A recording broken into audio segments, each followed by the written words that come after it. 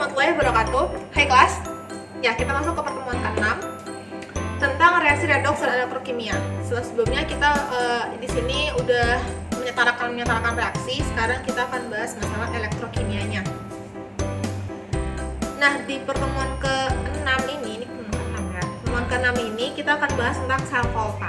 Satu pembahasan saja tentang sel volta. Nah, sebelumnya kita belajar dulu tentang elektrokimia.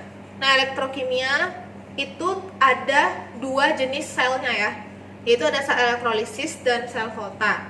Nah, untuk pertemuan 1 kita akan bahas tentang si sel voltanya aja. Nah, sel volta ini adalah reaksi kimia yang diubah menjadi energi listrik. Sebagai sebelumnya penelitian atau definisi dasar dari elektrokimia, yaitu ada elektro dan ada kimia, ada listrik dan ada kata kimia. Nah, berarti ada hubungannya antara kimia dan ada listrik. Nah, sehingga terdapat sel volta ini. Nah, kalau sel volta ini tadi reaksi kimia diubah menjadi energi listrik. Nah, kalau ini saudara kembarnya elektrolisis, nah ini dia kebalikannya ya, energi listrik yang dirubah menjadi reaksi kimia. Nah, sekarang hari ini kita akan bahas tentang sel voltanya aja. Nah, reaksinya tuh reaksi redoks spontan. Nah, reaksi redoks itu maksudnya nilainya harus bernilai positif ya, voltasenya harus bernilai positif. Nanti kita akan bahas setelah ini.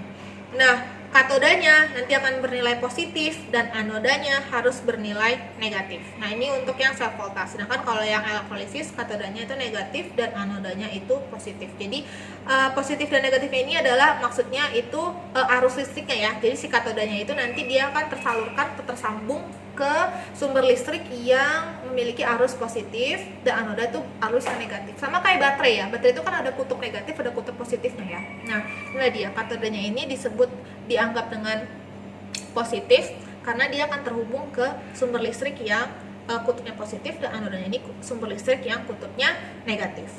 Nah, istilahnya tuh KPAN ya, katoda positif, anoda negatif. Ini untuk sel volta. Nah, ini adalah rangkaiannya. Jadi rangkaiannya itu dia terdiri dari ada dua larutan. Ini ada elektrodanya, namanya elektroda ya. Elektroda terbagi dua, ada katoda, ada anoda, yang dihubungkan oleh jembatan garam. Nah, ini voltmeternya. Tadi katanya apa? Sel volta itu adalah energi kimia yang dirubah menjadi energi listrik. Berarti harus ada suatu alat yang bisa untuk mengukur listriknya, yaitu adalah voltmeternya itu. Nah, voltmeter itu makanya harus bernilai positif karena nggak ada kan nilai volt yang bernilai negatif.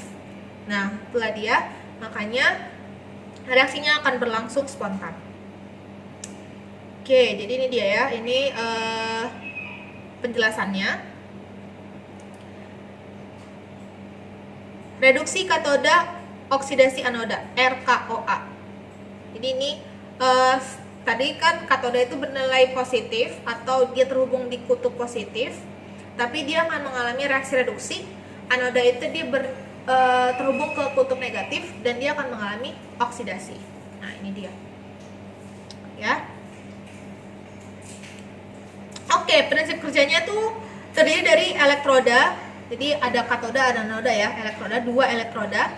Terus ada elektrolit, ada cairannya tadi. Ini elektrolitnya namanya. Ini elektrolit yang copper sulfate solution atau tembaga sulfat dan zinc sulfat. Ini adalah elektrolitnya. Dan kemudian dia dihubungkan dengan jembatan garam. Pada anoda terjadi reaksi oksidasi dan pada katoda reaksi reduksi. Kemudian ada jembatan garam untuk menyeimbangkan ion-ion. Jadi dia kayak penghubung lah. Yang namanya jembatan ya, untuk menghubungkan. Terjadi perubahan energi ya, jadi dari kimia menjadi energi listrik. Dan elektron mengalir dari anoda ke katoda. Oke, kita lihat ya. Ini tadi rangkaian utuhnya. Nah, ini voltmeter. Dan ini anoda ini yang bernilai negatif karena dia ini sumbernya itu bernilai negatif ya, di sini arusnya itu bernilai negatif. Katoda dia karena sumber listriknya ini berhubungan dengan yang kutub positif. Nah, mengalirkan listrik itu kan dari yang negatif ke yang positif ya. Maka si elektronnya akan bergerak dari anoda ke katoda. Nah, anoda nanti akan memiliki reaksi oksidasi dan katoda nanti akan memiliki reaksi reduksi. Nah, sebelumnya udah Miss kasih tahu ya, apa ciri-ciri dari reaksi reduksi, apa ciri-ciri dari reaksi oksidasi. Oke, dia pakai elektrodanya. Di sini seng dan di sini ada tembaga. Oke, nanti akan terjadi reaksi oksidasi dan reaksi reduksi. Si seng nanti akan mengalami reaksi oksidasi, si tembaga nanti akan mengalami reaksi reduksi nantinya. Kan berhubungan dengan larutannya juga. Next, nah ini dia prosesnya. Pada anoda, si logam Zn akan melepaskan elektron dan menjadi Zn. Itu adalah reaksi oksidasi. Ciri-ciri reaksi oksidasi adalah nilai elektronnya terletak di sebelah kanan. Ya, karena dia akan melepaskan elektron. Nah, pada katoda, ion Cu akan menangkap elektron. Ion Cu dari mana? Ini ion Cu dari elektrolitnya. Sedangkan kalau logam Zn ini adalah elektrodanya. Jadi si Cu-nya ini yang tadi ada elektrolitnya Cu2 positif. Nah, ini. Maka si Cu2 positifnya ini akan menangkap elektron. Dia menangkap. Kalau dia menangkap berarti itu reaksi reduksi. Ciri-cirinya itu adalah elektronnya harus terletak di sebelah kiri karena dia menangkap. Maka reaksi totalnya yaitu Zn ditambah Cu menjadi Cu2 positif, menjadi Zn2 positif tambah Cu. Nah, ini ada Zn2 positif tambah Cu. Miss, gimana sih Miss cara merangkainya ini? Nanti kita akan pelajari di slide selanjutnya. Oke, nah, jadi di sel volta ini ada notasi sel.